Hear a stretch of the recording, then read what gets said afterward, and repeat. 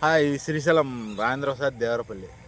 ఆ, మనము ఈ మధ్యకాలంలో నేను ఆల్రెడీ ఇంతకుముందు ఒకటి చేశాను. మళ్ళీ చెప్తున్నాను, ఎందుకంటే ఇది మన జీవితానికి సంబంధించింది కాబట్టి మళ్ళీ రిపీట్గా చెప్తున్నాను అనమాట. మనకి ఇంతకుముందు కరోనాకు ముందు, కరోనా తర్వాత అని చెప్పేసి చూసుకుంటే, కరోనాకు ముందు స్ట్రోకులు ఉన్నాయి, హార్ట్ స్ట్రోకులు ఉన్నాయి, ఇంకా కొన్ని కొన్ని ఇంజ్యూర్ అయినవి కూడా ఉన్నాయి. కాకపోతే ఏంటంటే కరోనా వచ్చిన తర్వాత ఎవరైతే వ్యాక్సిన్ వేసుకున్నారో వాళ్ళకి వాళ్ళు ఎక్కువ ఇంజ్యూర్ అవ్వడం నేను గమనించాను అనమాట. అది దేనికి అని కొంచెం విశ్లేషించుకుంటే ఏంటంటే, కరోనా వ్యాక్సిన్ వేసింది దేనికి అంటే, అదేదో కరోనా అని చెప్పేసి ఒక పెద్ద భూతం వస్తుంది, దాన్ని ఆపాలంటే చాలా శక్తి ఉండాలి అని చెప్పేసి ఈ మనోళ్ళు ఏం చేశారంటే, ఒక సంవత్సరానికి కొన్ని ఎక్కువ బలం ఉండాలి, ఆ ఎక్కువ బలంతో ఆపగలము అని చెప్పేసి ఏం చేశారంటే, ఒక సంవత్సరానికి వచ్చే బలాన్ని ఒక్కసారిగా తీసుకొచ్చేసి మనకి వ్యాక్సిన్ రూపంలో మనకి వేశారనమాట. వేస్తే అది కరోనా వచ్చింది. ఆ తర్వాత మళ్ళా దాన్ని విజయవంతంగా ఈ వ్యాక్సిన్ అనేది ఎదుర్కొన్నది. అంత కొన్ని చిన్న చిన్న ఈ ఇబ్బందులు ఎదురైనా, కొంతమంది చనిపోయినా సరే చాలామందిని కాపాడిందనే చెప్పాలి. ఆ తర్వాత ఆ వ్యాక్సిన్ కరోనా అయిపోయిన తర్వాత ఆ వ్యాక్సిన్ అనేది కొన్ని సంవత్సరాలకి రావాల్సిన శక్తిని ఒక్కసారే తీసుకొచ్చి మన వ్యాక్సిన్ రూపంలో మన శరీరంలోకి పెట్టారు. దాన్ని ఇప్పుడు కరోనా అయిపోయిన తర్వాత ఆ బలము అనేది ఎట్లాగా ఏదో ఒక రకంగా బయటికి వెళ్ళాలి. ఎందుకు అని చెప్తున్నాను అంటే, మనకి డైలీ కొంచెము బలం అనేది ఉత్పత్తి అవుతూ ఉంటుంది. ఆ బలానికి మనము జీవించడానికి, మనం ఉండడానికి సరిపోతుంది. ఇప్పుడు డైలీ వచ్చే బలము కాకుండా వ్యాక్సిన్ రూపంలో మనకి ఎక్సెస్ కొంచెం బలం వచ్చి మన ఒంట్లో ఉంది కాబట్టి ఆ వ్యాక్సిన్ బలము అనేది ఏదో ఒక రూపంలో బయటికి వెళ్ళాలనేది ఒక దానిలో నేను చూడడం జరిగింది.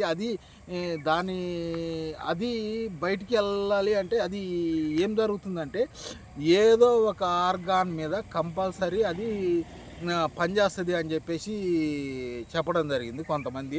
అదేవిధంగా నేను చూస్తే ఈ ఆర్గాన్ మీద ఈ వ్యాక్సిన్ దేని మీద పనిచేసింది అంటే, వ్యాక్సిన్ వేసుకున్న వాళ్ళకి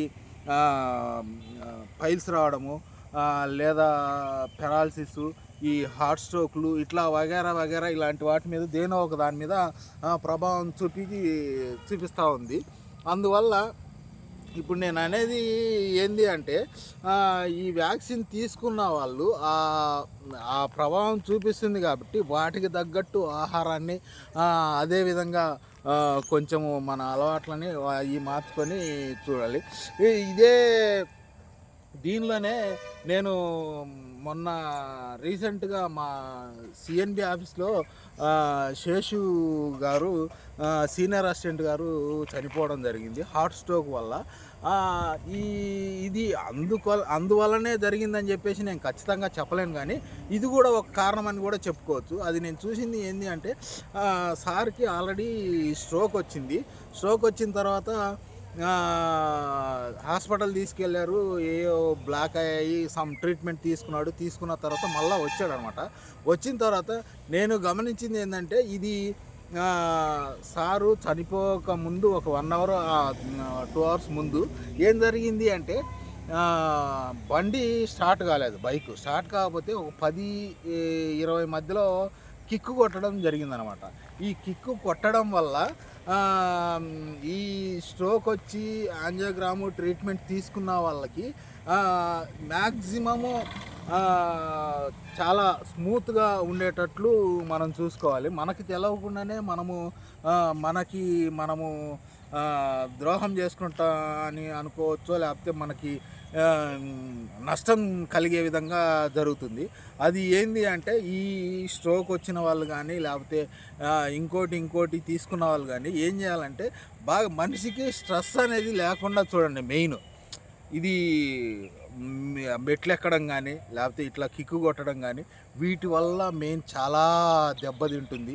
అది బలము మనకి అన్ని రకాలుగా మనము బాగా చూసుకొని ఫుడ్ పరంగా కానీ లేకపోతే మన అలవాట్ల పరంగా కానీ మనము సరౌండింగ్స్ ఉండే పరిస్థితులను కూడా మనం అనుకూలంగా తీసుకొని అందరూ హ్యాపీగా ప్రశాంతంగా హ్యాపీగా జీవనం కొనసాగిద్దామని నేను కోరుకుంటున్నాను. Okay, thank you.